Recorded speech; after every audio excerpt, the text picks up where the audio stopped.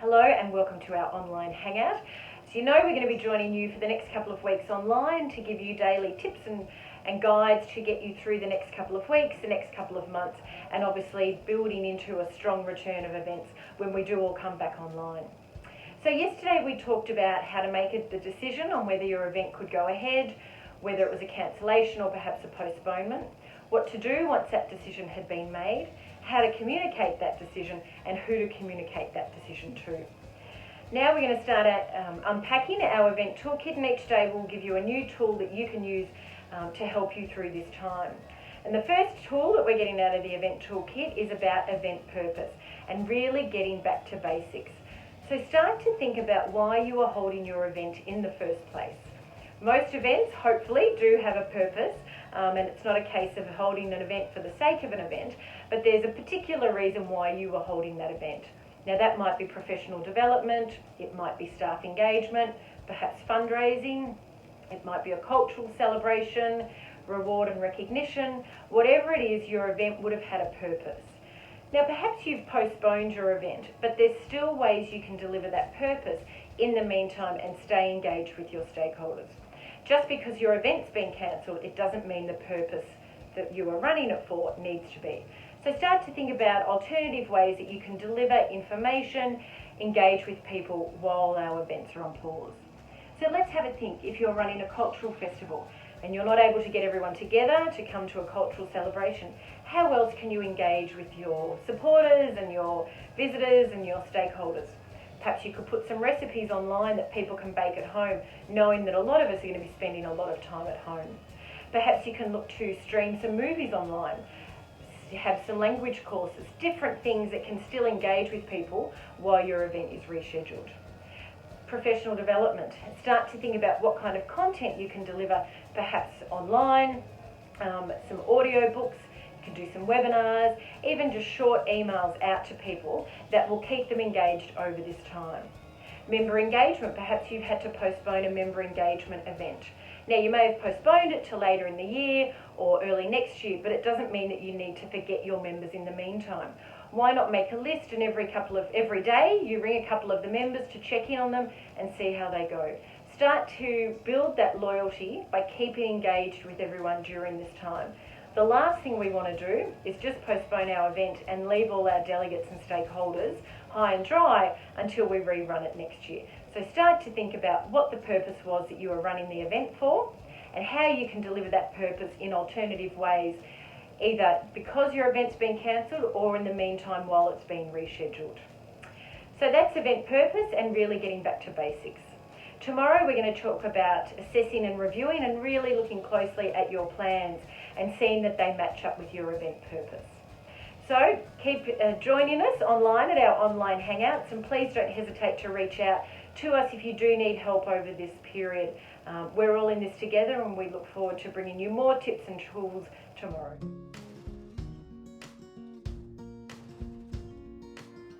Hello and welcome to today's online hangout. As you can see, a different backdrop as we're starting to work through our working from home arrangements, but I just wanted to check in with you as we unpack our event toolkit each day for the next couple of weeks. So on Monday we talked about making the decision on whether your event could go ahead or not, whether it was something that you'd cancel or postpone, and for many of you that may have changed today with the restrictions that came out regarding mass gatherings of over 100 for indoor venues or 500 for outdoor venues.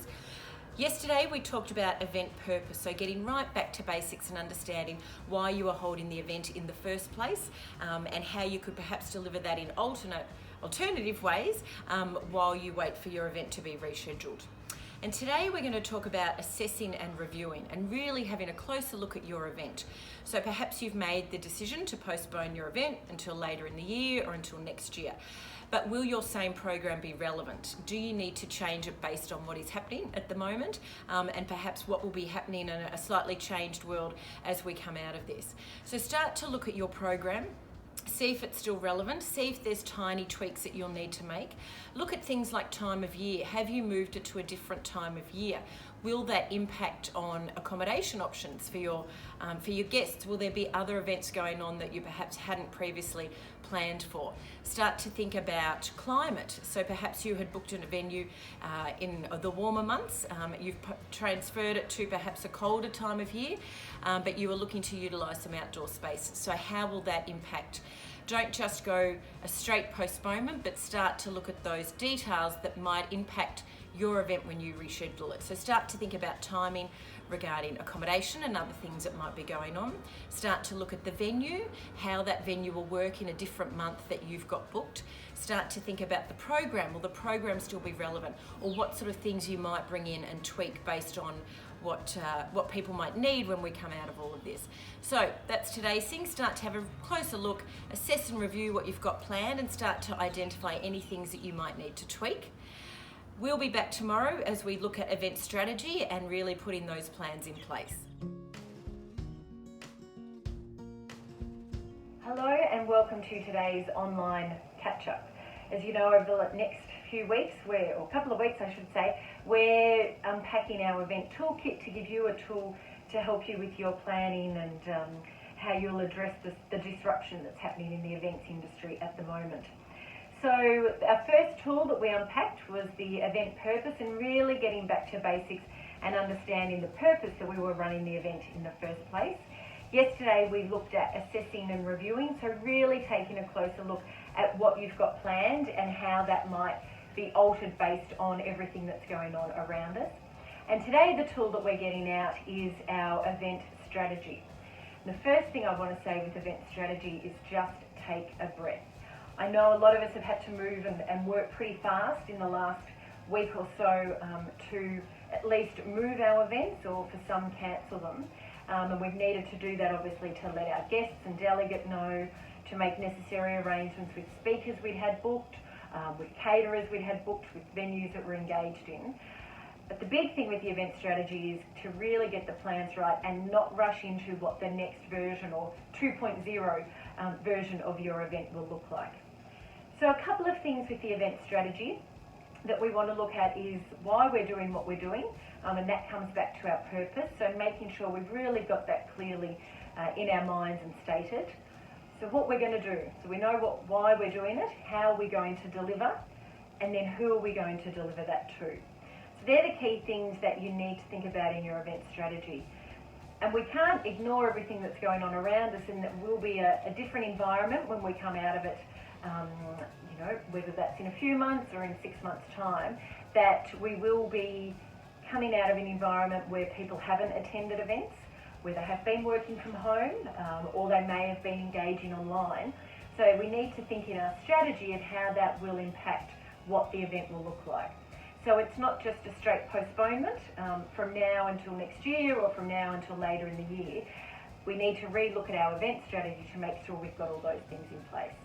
So as I said, the first thing is purpose, making sure we understand the purpose for running it. And bear in mind that might slightly change based on everything that's been happening. For instance, membership, it might be, the first time you get to reconnect in person and a live format with your members. So start to think how that will impact. So the strategy will have the why, which is the purpose, the what, and this is the type of event that you're going to run. Do you need to tweak the program? How will you actually deliver on the why, and really getting all those things in place? And then, of course, the how, and who you're going to communicate it to and how you're going to do it. So start to put all those things in place, keeping in mind everything that's around it, so that event strategy will not only talk about why you're doing what you're doing, what you're going to do, and how you're going to do it. So start to think about, has your staffing been affected?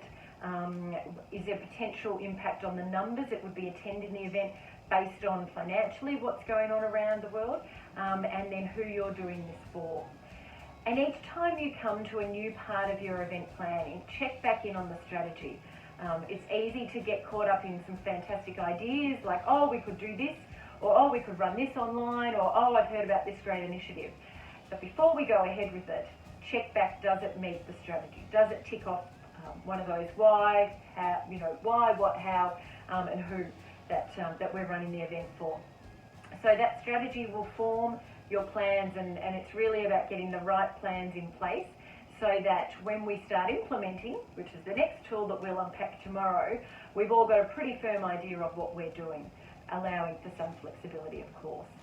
So the key thing is just take a breath, make the necessary arrangements you need to make around talent or AV or sponsors or venue, but don't rush into the next step. Really get your strategy in place, review the strategy for the original event, see what tweaks you need to make based on the environment when you will end up running your event, and that will ensure that you've got a really solid foundation for your event when it comes time to running it. Bearing in mind, we're going to have, at the moment, it's predicted we will have a really jam-packed October, November, December of this year when a lot of events are being rescheduled too.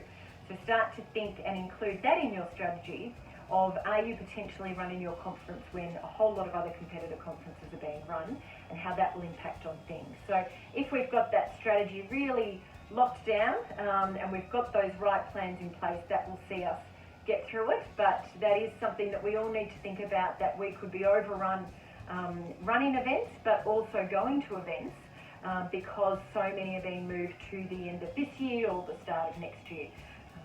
So event strategy, start getting those right plans in place, and then we'll be back tomorrow with our next tool, which is implementing them. Hello and welcome to today's Hangout. Certainly a lot going on, particularly announced overnight and today, so I know you'll be flat out with organising, I'm sure, a whole lot of things in your lives, and to help you with your work side of things, we're unpacking our fourth tool from the Event Toolkit today, which is implementing and really putting those plans in place. Now, we know in the lead up to events or campaigns or projects, we often say, oh, if I only had a bit more time. Well, now we have that time, and what the risk will be is that we don't use it wisely. So my recommendation for any events or projects or campaigns that you've had postponed or put on hold is make a detailed list of where you are at in the planning. So maybe you had some things planned to do this week or next week or over the next couple of months. Make sure you write those down so you know exactly where you are in the planning. And then it's starting to develop a new event project management timeline, which can just be done in Excel, but really stepping out what the tasks are that you still need to do on the event, any tasks that you'll reintroduce because of its postponement. So this will be communications, for instance, to your guests or delegates, menu selections.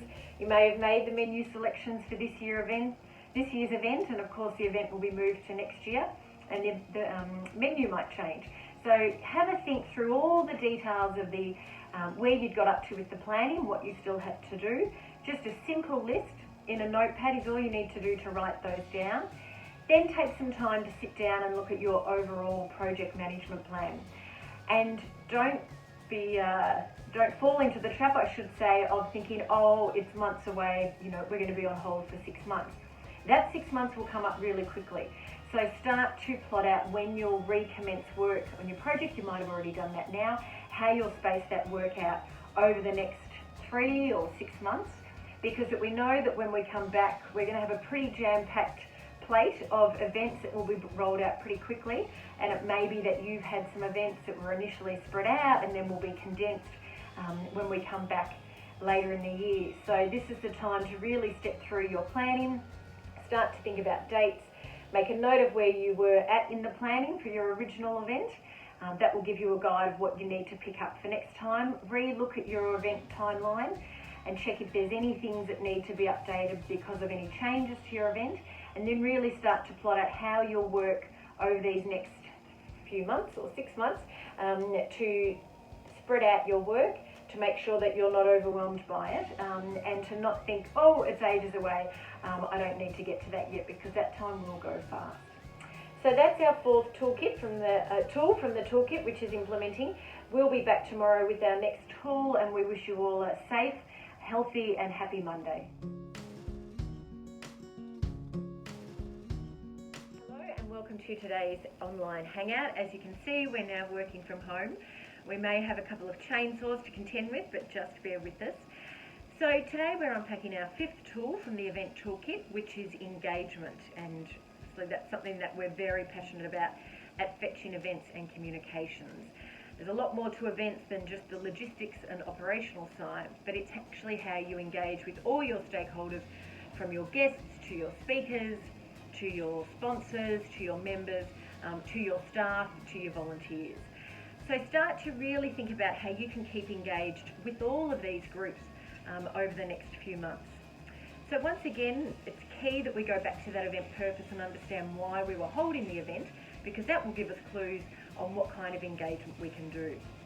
The trick, and I think the trap will be over the next few months that people fall into, is to just think, well, I need to keep in touch with people and just push out lots of emails and online content, but it doesn't actually go right back to that purpose of why you were running the event in the first place. So key thing is you don't need to solve all the problems with your engagement. All you need to do is stay true to your event purpose, and then see how you can roll that out through engagement over the next few months.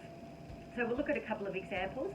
First of all, you may have a member association that you're running a conference for, and most of these member organisations and conferences, obviously a key thing is professional development, but networking and that real peer-to-peer connection is so important at these kind of events. So how can you do that online? Now, you certainly don't need to do it over a long period of time, and you may just choose to do it over the period that your original event was scheduled. So you might like to do some online world cafes or lightning talks, which you can do through Zoom, where you can break people off into online rooms. You might have just some Q&A or little simple online videos. You might like to do some live Facebook chats and actually allow people to share questions and answers.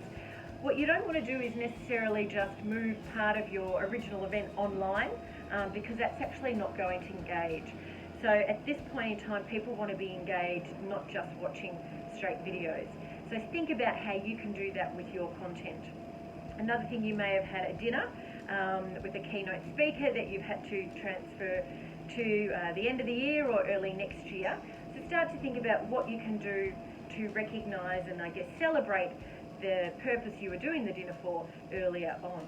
So for instance, I'm working on a Women in Leadership dinner, which obviously with the timing won't run, and we'll move that to another date. But what we're looking at doing is seeing if our keynote speaker could do a little teaser video, maybe just 5 minutes, a bit of a welcome, a little bit about what they're going to talk about, that they look forward to seeing everyone on the new rescheduled date.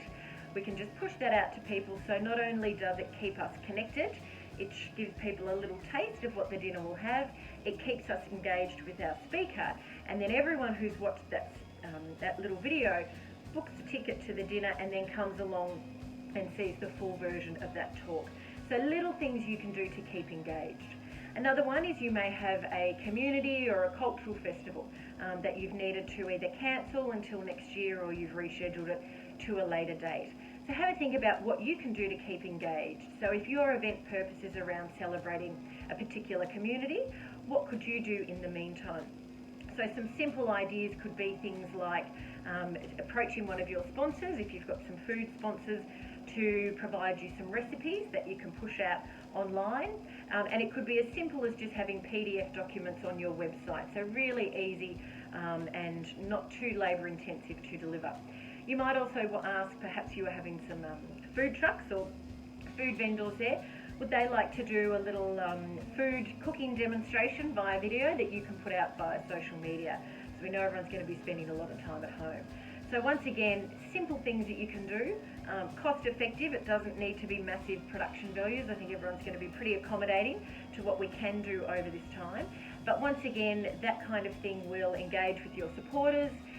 You'll keep coming up in their social media feed, because remember, the more you post, the more you'll come up in their feed, and you'll keep yourselves in the algorithm. And if you just sort of hold back and then expect next year to start posting and that you're going to be straight back in their feed, that actually won't happen. So by doing these little bits of content, like a cooking from home video, it will not only build that engagement, keep your social media profile high, but it also engages with your vendors and your sponsors. So if you're a sponsor that can get some extra engagement now online, of course you're going to want to come back even more next year when the event proper runs.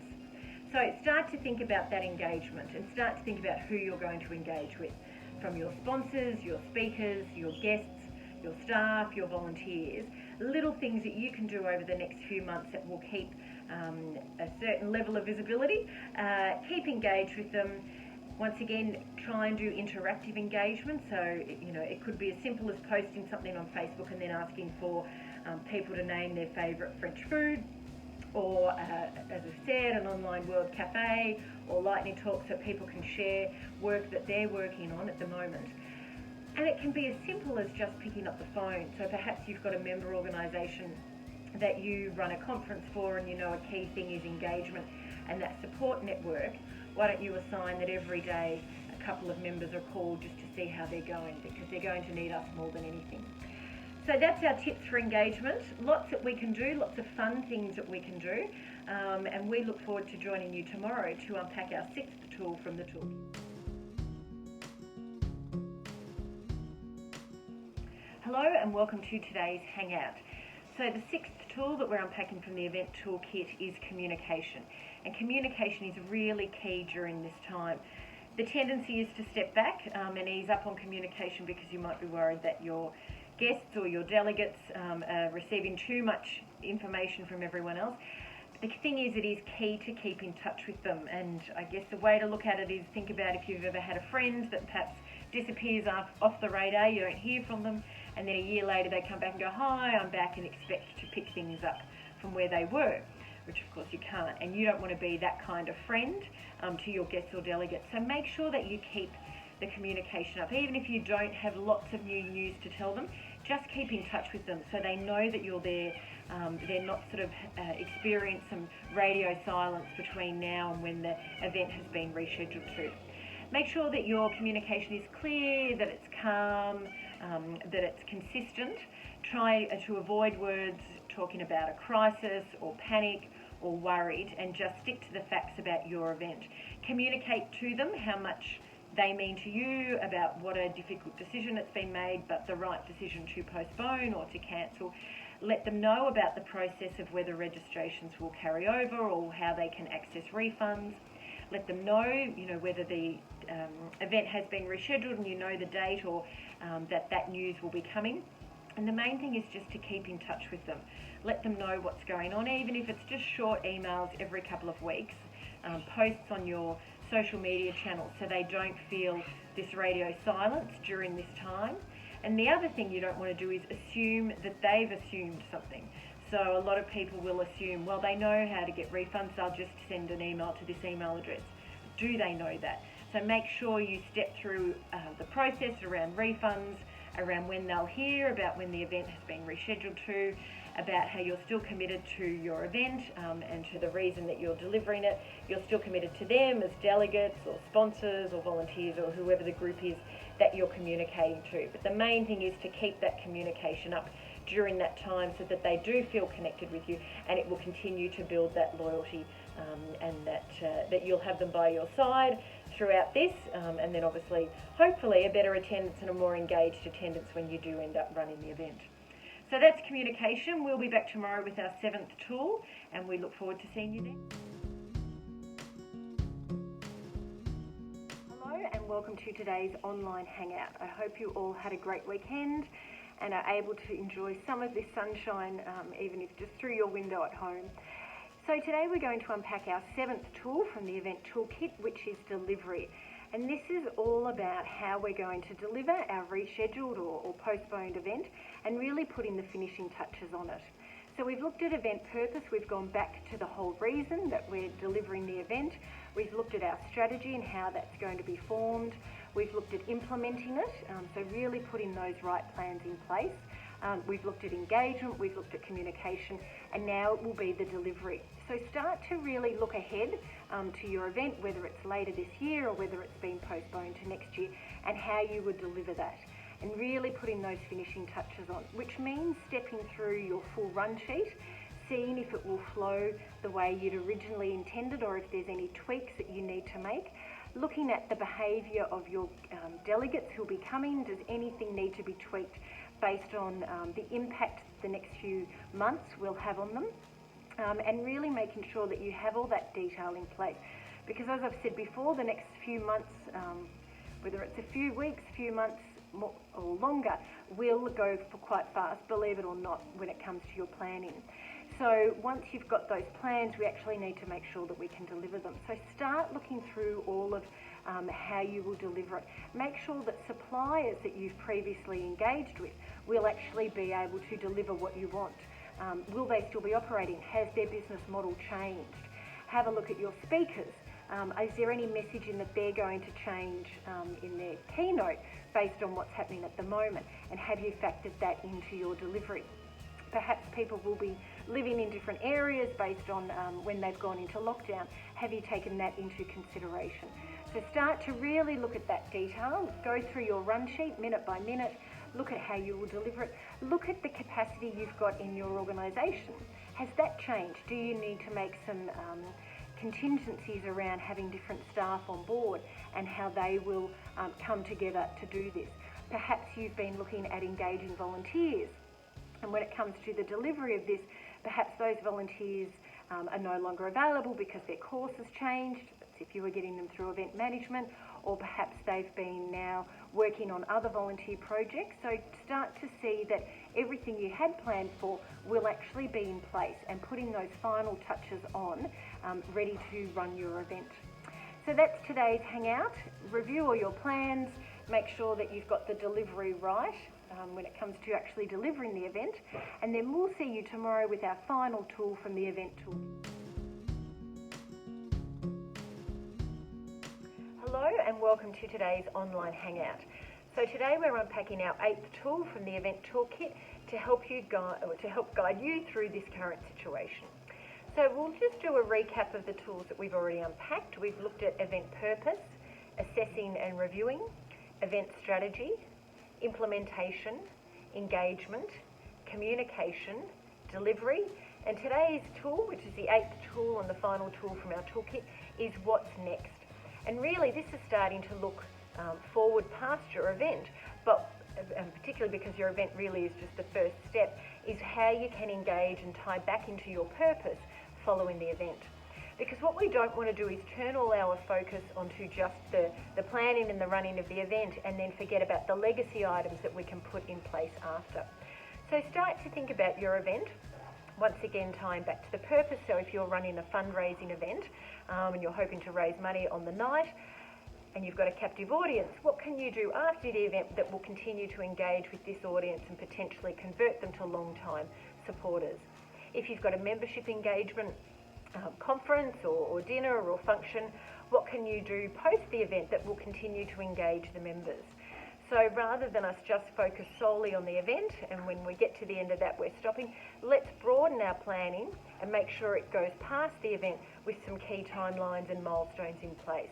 So just like you would have a project plan with items leading up to the event, make sure you include those things following the event. You know, starting with simple things like your thank you email out to everyone, perhaps a phone call or letter or some kind of acknowledgement to your sponsors, a feedback survey, perhaps if it's appropriate for your event, thank you call outs to your volunteers via social media. So they're very much the things that you can do immediately after the event that you can start planning for now. But think long term after the event, the sort of strategies that you can put in place that maintains that engagement with your audience and obviously leads into next year's event or your next event, whenever that will be. So, as I said, your next step is really looking past the event itself and seeing what things you can put in place to ensure that engagement broadens. Refer once again back to that event purpose, understanding why you're running the event and what sort of things that you can roll out after. But really making sure that we don't just focus our planning on the event, but that we do broaden it past the event and as a long-term strategy. So I hope these have been useful. I've enjoyed sharing our event tools with you and opening up our event toolkit, particularly during this uncertain time at the moment when a lot of decisions have had to be made really quickly around events. And we'll certainly be with you every step of the way over the next few weeks, next few months, next 6 months, however long, as we go through this changing time in the event industry. It's certainly a time for disruption, but it certainly doesn't mean that events are going to stop running. But we will just need to, pivot and change the way we look at events and factor in a lot more external factors that perhaps we wouldn't have previously in light of everything that's going on now. So I hope they're useful. If you've missed any of our Event Toolkit daily hangouts, you can certainly find those on our social media channels, and we look forward to seeing you again soon, whether it's in one of our event huddles or reading one of our blogs or just sharing some of our information with you on social media. But don't forget, we're with you all the way. We're going to be by your side every step of the way as we guide you through this ever-changing time for the event industry, and I'm excited to see what sort of innovation and different opportunities we can come out of it at the end. So take care, and we'll see you again soon.